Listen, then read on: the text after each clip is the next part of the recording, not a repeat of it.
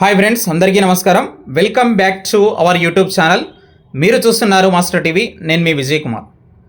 పంచాయతీ ఎన్నికలు తెలంగాణలో జూన్ చివరి వారంలో కానీ లేదంటే జూలై మొదటి వారంలో దానికి సంబంధించినటువంటి అంటే పంచాయతీ ఎన్నికలకు సంబంధించినటువంటి నోటిఫికేషన్ రాబోతుంది.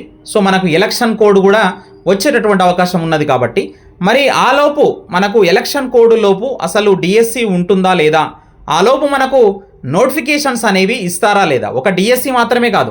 మీరు చూసుకుంటే కనుక మనకి ఇక్కడ మొట్టమొదటి నోటిఫికేషన్ మనకు కానిస్టేబుల్ నోటిఫికేషన్ ఇస్తారు అని చెప్పేసి అంటున్నారు. దాదాపుగా 14,000 పోస్టులకు సంబంధించి కానిస్టేబుల్ నోటిఫికేషన్ ఎస్ఐ కానిస్టేబుల్కి సంబంధించి ఇవ్వబోతున్నారు అన్నట్టుగా టాక్ అయితే ఉన్నది. సో మరి అది ఎప్పుడు వస్తుంది, అదేవిధంగా చూసినట్లయితే మనకు డిఎస్సి ఎప్పుడు ఉంటుంది, ఈ యొక్క అంగన్వాడీ ఉద్యోగాలకు సంబంధించి నోటిఫికేషన్ ఎప్పుడు ఇస్తారు, విఆర్ఓ జీపీఓ నోటిఫికేషన్ కూడా ఎప్పుడు రాబోతుంది, వీటన్నింటిపైన కూడా మరి నిరుద్యోగులకు అనేకమైనటువంటి డౌట్స్ అయితే ఉన్నాయి. ఈ ఎలక్షన్ కోడ్ లోపు మనకు రివైజ్డ్ జాబ్ క్యాలెండర్ వచ్చినట్లయితే తప్పకుండా ఈ నోటిఫికేషన్లకు ఖచ్చితంగా నోటిఫికేషన్స్ వచ్చేటటువంటి అవకాశం అయితే ఉన్నది. మనం పూర్తి సమాచారం ఈ వీడియోలో తెలుసుకునే ప్రయత్నం చేద్దాం మిత్రమా. వీడియోని తప్పకుండా ప్రతి ఒక్కరూ లైక్ చేయండి. ఈ యొక్క వీడియోని మీ ఫ్రెండ్స్ అందరికీ కూడా వాట్సాప్ గ్రూప్లలో షేర్ చేయండి. ఇక టెట్కు ప్రిపేర్ అవుతున్నటువంటి అభ్యర్థులందరూ కూడా మన యొక్క మాస్టర్ టీవీ ఎడ్యుకేషన్ యాప్ని డౌన్లోడ్ చేసుకోండి. డిస్క్రిప్షన్లో లింక్ ఇచ్చాను. ఎస్ఏ సోషల్ వాళ్ళకి టెస్ట్ సిరీస్ అనేది తీసుకురావడం జరిగింది. చాలా అంటే చాలా యూస్ఫుల్గా ఉంటుంది. మిగిలినటువంటి ఈ 20 రోజుల సమయాన్ని ప్రాక్టీస్ కోసం మీరు ఉపయోగించండి. ఖచ్చితంగా మీరు టెట్లో మరి స్కోర్ పెంచుకునేటటువంటి అవకాశం అయితే ఉంటుంది. కేవలం 199 రూపీస్కే ఇస్తున్నాము, తీసుకునే ప్రయత్నం చేయండి. అదేవిధంగా పేపర్ 1 అభ్యర్థుల కోసం టెస్ట్ సిరీస్ అనేది చాప్టర్ వైజ్గా తీసుకురావడం జరిగింది. అదేవిధంగా మనకు ఇందులో డైలీ ఒక మోడల్ టెస్ట్ కూడా ఇస్తున్నాము. చాలా క్వాలిటీగా బిట్స్ అయితే ఫ్రేమ్ చేయడం జరిగింది. ఇది కూడా కేవలం 199 రూపీస్కే ఇస్తున్నాము. వెంటనే తీసుకునేటటువంటి ప్రయత్నం అయితే చేయండి. రైట్, ఇక మనం నిన్న వార్తాపత్రికల్లో వచ్చినటువంటి అంశాన్ని ఇక్కడ మనం చూస్తున్నాము. జూన్ చివరిలో కానీ లేదంటే జూలై మొదట్లో కానీ పంచాయతీ ఎన్నికలు అయితే రాబోతున్నాయి. అవి అయిపోయిన వెంటనే కూడా ఎంపీటీసీ కానీ జడ్పీటీసీ అదేవిధంగా మున్సిపాలిటీలకు కూడా ఎన్నికలు జరిపేటటువంటి అవకాశం అయితే కనిపిస్తున్నది. కసరత్తు చేస్తున్నటువంటి రాష్ట్ర ప్రభుత్వం, రెడీగా ఉన్నటువంటి ఎన్నికల సంఘం కూడా ఎన్నికలకు సంబంధించి మొత్తం రెడీ చేయడానికైతే ఎన్నికల సంఘం కూడా రెడీగా ఉంది అన్నట్టుగా మనకైతే వార్తాపత్రికల్లో ఇవ్వడం జరిగింది. సో దీన్ని బట్టి చూస్తే కనుక మనకు ఖచ్చితంగా జూలైలోనే మనకు ఈ యొక్క పంచాయతీ ఎన్నికలకు సంబంధించి చూస్తే కనుక పంచాయతీ ఎన్నికలకు ఖచ్చితంగా జూలైలో ఉండేటటువంటి అవకాశం అయితే ఉన్నది.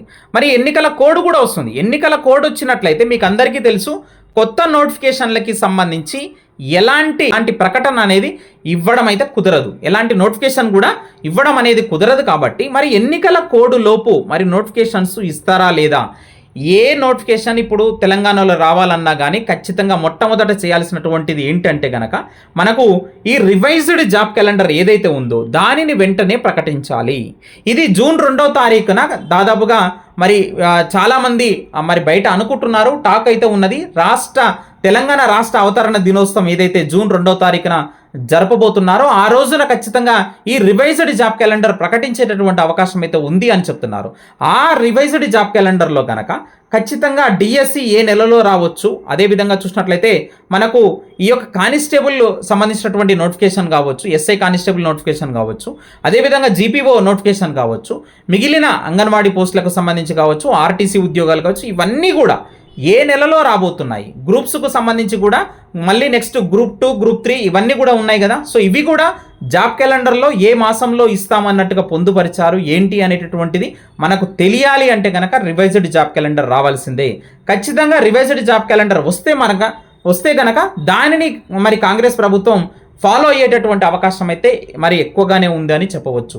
కాబట్టి వెంటనే మరి జాబ్ క్యాలెండరు మరి ప్రకటించాలి. ఎందుకంటే కనుక ఒకవైపు మనకు ఎన్నికలు మరి వస్తున్నటువంటి తరుణంలో ఒకవేళ ఇప్పుడు కనుక నోటిఫికేషన్స్ ఇవ్వకపోతే మళ్ళీ ఇంకా చాలా మరి సమయం ఎక్కువ పట్టేటటువంటి అవకాశం కూడా ఉన్నది. ఆగస్టు దాకా కూడా మరి నోటిఫికేషన్స్ రాకపోవచ్చు అన్నట్టుగా చాలామంది నిరుద్యోగులు అయితే మరి ఇక్కడ మనకు బాధపడుతున్నటువంటి సిచ్యువేషన్ అయితే ఉంది. కాబట్టి సో మనకైతే మోస్ట్లీ ఇప్పుడు ఉన్నటువంటి సిచ్యువేషన్ ప్రకారం చూస్తే కనుక ఖచ్చితంగా మనకు ఎన్నికల లోపే, ఖచ్చితంగా ఎన్నికల లోపే మనకు ఈ యొక్క జాబ్ క్యాలెండర్ అనేది వచ్చేటటువంటి అవకాశం అయితే ఉన్నది.